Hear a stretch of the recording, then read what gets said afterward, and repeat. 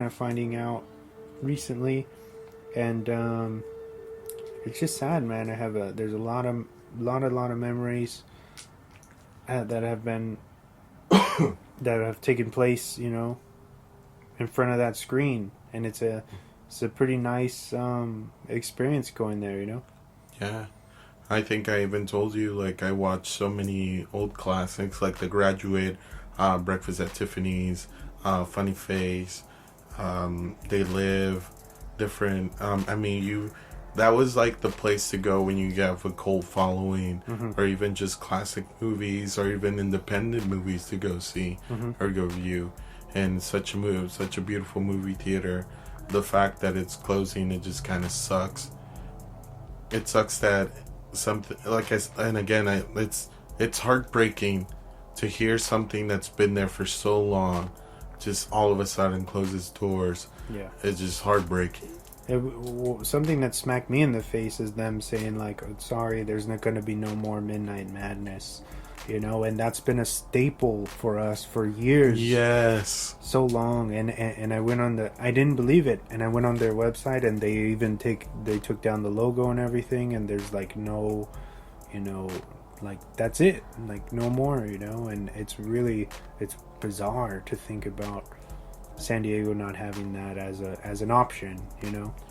How many times have you been to the movie theaters at midnight and wanting, like, a movie of so much an obscured movie that you wanted to see, and you only can view it at night because you work in the morning. So it sucks. It truly sucks to hear something like that happening, and we could only speculate what's happening, or did they get bought out, or are they just closing it just to close it? Like, what's going on? And I think I don't know if I'll send you the link, but if we could sign I think there's a petition going around to not close not to close the Ken. So, if we link it up, hopefully we can we could spread the word on our social media and stuff. For sure. Because it's heartbreaking, man. Yeah, I agree. It's definitely, that's it's pretty sad. So hopefully we can turn that around. Yeah. That's all I can say. Moving on. And now it's time for the weekly recommendations. All right, Diego. You start this one. So, my rec for this week is, I have 3. First off, I'm gonna take a rec that you gave me, that you gave last week. High Fidelity. High Fidelity.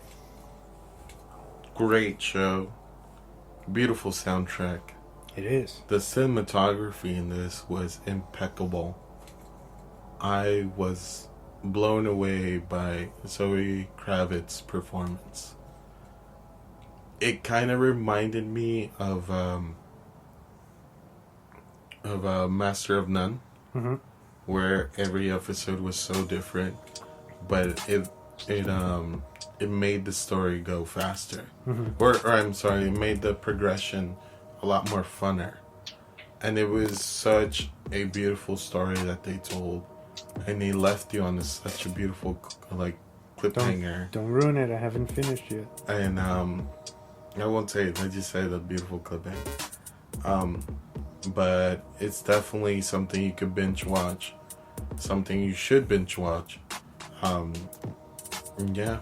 I was really stoked on the punk stuff they were putting in there. Minor Threat. Dead Kennedys. Exploited Dead Kennedys. Really good stuff. It was very eclectic music. Yeah. It was kind of refreshing to see a lot of that stuff being played, because that's so obscured. But the fact that it's just beautiful. The fact that this revolves around music and music only. It's such a different tone, and it's beautiful to see. Another one is actually another music one. It's Nick and Nora's Infinite Playlist. Ooh, one of my favorites. Which kind of, I always love this movie because it introduced me to a lot of different artists that I either way I wouldn't have listened to, and so a lot of the soundtrack is actually now part of some of the playlists that I have, and I just love the aesthetics. Michael Cera in this is fucking brilliant. I love the fact that he's a bass player in this band, and he plays another bass player in Scott Pilgrim versus the World, which we did an episode on. Go back and listen to that. Hey, and I love that. I love the whole setup, the whole aesthetics of that, the play on everything New York. So it literally takes you on a tour of the New York life scene. Band scene and stuff, and it's really awesome. Went to go see this in movie theaters, and shout out to one of my best friends, Diane. Went to go see it with her, and it was such a fucking good movie. I love it. And my third one is a Netflix one, which I was raving about over the weekend, was Gentefied. Oh yeah. What a beautiful fucking show. I recommend everybody to watch this that is complaining about gentrification. Definitely check this out, because what me and my friend were talking about the other day is that of course a lot of you know I'm very highly affiliated with the Barrio Logan Avenue art scene and stuff, and it kind of didn't dawn on me what was going on to an extent in Barrio Logan until watching this show and watching everything and seeing the patterns that are going on, and it just touched on so many levels to me that I was just blown away. I couldn't stop watching it. I literally went to sleep. I finished the episode, went to sleep, woke up the next day, turned on my TV, and finished the whole season in the morning. I was just captivated by this show, and I definitely recommend anybody and everybody. It doesn't matter for white, black, Indian, Native American. Go watch it, because this is happening everywhere. It's not it's not a California thing. It's not a United States thing. It's not a Western civilization thing. It's everywhere. Everywhere is happening. So go check it out. Definitely a good watch, a good bench series to go to, which I love. Netflix blew it out again. So yeah, definitely gonna check that out, man. Let's do James's Recs real quick.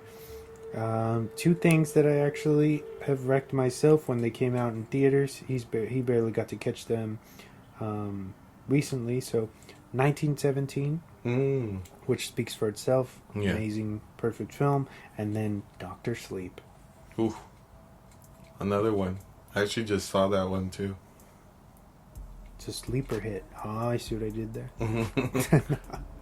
No, but yeah, so thank you, James, for those really cool recommendations. Nice. For mine, we finally got The Lodge, which was delayed. It was supposed to come out November of 2019. Obviously called The Lodge, winter movie. We didn't get it in San Diego until this past weekend. And I went to go see it, like the genre fan that I am. I went to go see it on the big screen, and doesn't disappoint, man. Especially because you've been, excuse me, on this kind of disturbing films kick. Yeah, you should definitely not sleep on this. It definitely makes you feel bad for watching it. Definitely makes you get that feeling like, yo, should I be watching this? Like, just unsettling. From your review, it just intrigues me to go see it, man. You really I can't recommend it enough, man. The Lodge is just killer. It's got a crazy performance from Alicia Silverstone, Yeah. believe it or not, coming out of nowhere. Beautiful score, cinematography. You want to talk? I know you're a big fan of cinematography. This is incredible work here. If I had to chalk it up to next to something, I think it's on the level of like Ari Aster or Robert Edgar's stuff. You know, Ooh. like the Witch or Midsummer. Very kind of dread-driven cinema, which is obviously not going to be for everybody, but I think that you for sure would be like, yo, this is intense and pretty satisfying at the end. Crazy twist. So yeah, everybody go check out The Lodge and give that indie movie your money. It deserves it. Yes. And then I wanted to recommend Lucky Number 11 because Josh Hartnett's in it, and it's the same director as the Wicker Park. Paul McGuigan, I think his name is. Obviously, Lucky Number 11 is a cool kind of thriller. Mystery as well, with Lucy Liu, Bruce Willis. Very, very good movie. If you haven't seen that, please check it out. Is it streaming anywhere? I want to say yes, but you know, just everybody. Just Google it and it's probably pop up somewhere. Just Google it.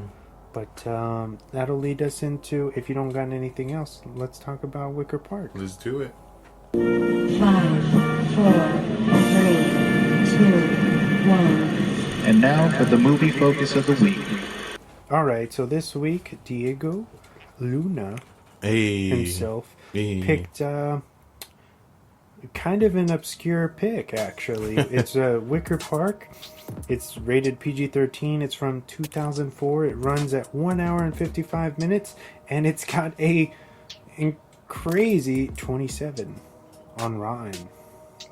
Which is super. I think it's doesn't deserve it. That's really low. Yeah. It's really low.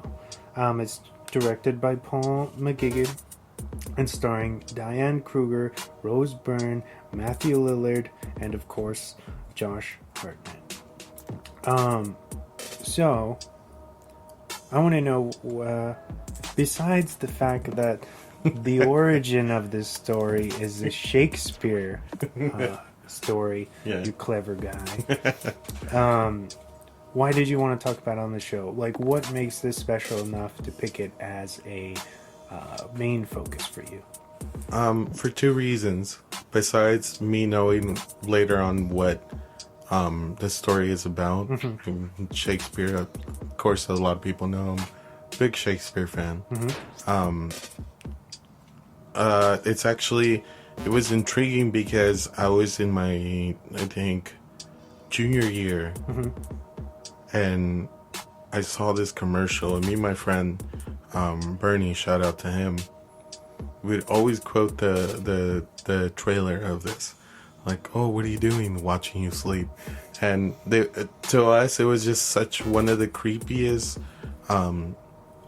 a sentence that you could hear when you're waking up and you see somebody sleeping. And you see somebody staring at you. And I just love the story of it. Also, the fact that Matt is a photographer doesn't hurt at all either. But I've always loved these mystery thriller movies where you don't know where this is going. Because even on the show, I kind of praise some of you guys we've watched some thriller mysteries, and I've fallen in love with those movies. Those are some of my stuff. And like you said earlier, like I'm very into like the disturbed genre right now. So so it's kind of like a change of pace and stuff to see this movie. Yeah. And to, I really wanted to